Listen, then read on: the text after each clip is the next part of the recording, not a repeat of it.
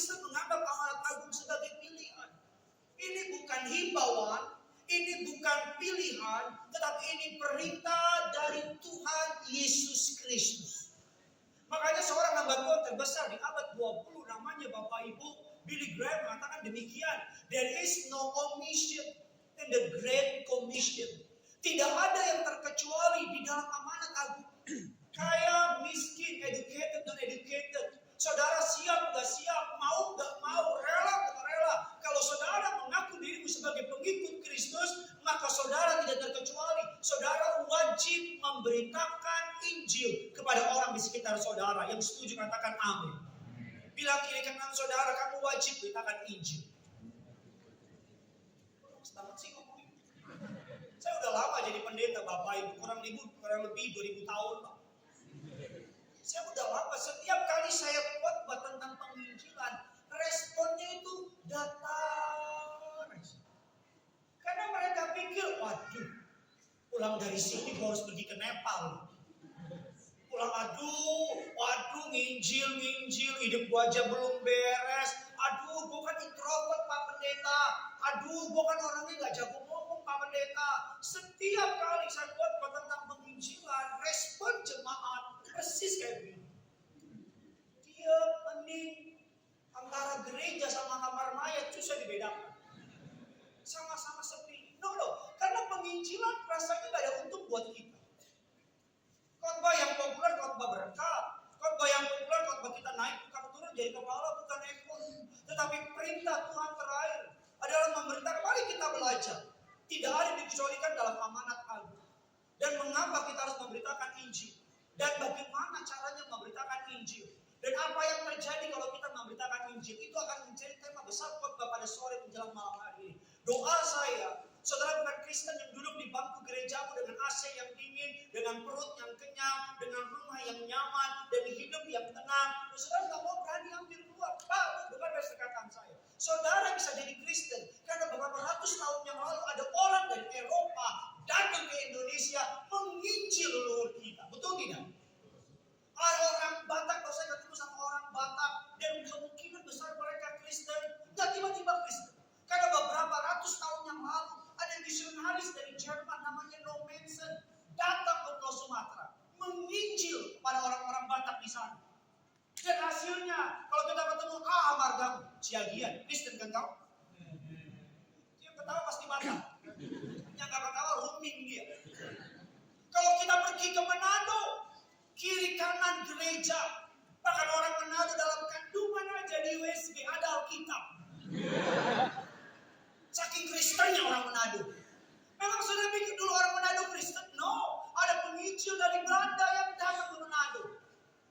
Kalau tidak ada penginjil yang datang, mereka tinggalkan kotanya Pak. Mereka tinggalkan kenyamanannya. Mereka tidak ngerti bahasa Manado, Pangana, Pakita, Pagoda, Pastiles.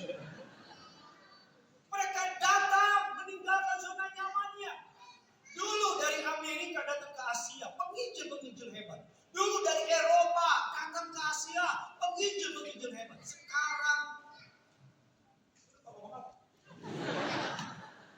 Sekarang penginjil dari Amerika stop, mulai sedikit. Penginjil dari Eropa stop, mulai sedikit. Saya percaya sekarang waktunya dulu dari Eropa, Amerika ke Indonesia. Saya percaya sekarang waktunya dari Indonesia ke Amerika, ke Eropa, beritakan Indonesia. Tepuk tangannya bisa lebih hebat dari ini. Sekarang saya tanya, siapa yang mau dikirim Tuhan jadi misionaris? Kau angkat diriku ke tata kasihan.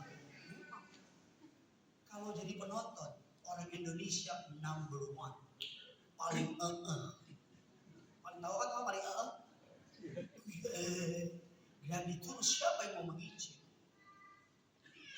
Suatu hari, dengan baik perkataan saya, suatu hari Tuhan akan tanya sama saudara. Ingat kisah perumpamaan pohon ara? Yesus datang dalam perjalanan jauh. Yesus cari buah dari pohon ara. Yesus bilang apa? Tahun depan aku balik. Kalau tidak berbuah pohon ini, apa kata Yesus? Ini orang Kristen bukan sih? Tebang pohon itu bakar. Di Injil yang lain Yesus bilang apa? Ada penjaga taman yang kasih pupuk, kasih siram. Pupuk gambaran diberkati, berkat Tuhan. Air gambaran pertolongan Tuhan. Siapa yang dalam hidup ini diberkati Tuhan luar biasa? Itu pupuknya. Siapa yang dalam hidup ini ditolong Tuhan luar biasa? Itu airnya. Each one of us, suatu hari nanti, pohon kita akan Tuhan lihat. Dan Tuhan akan bilang begini, mana buahnya?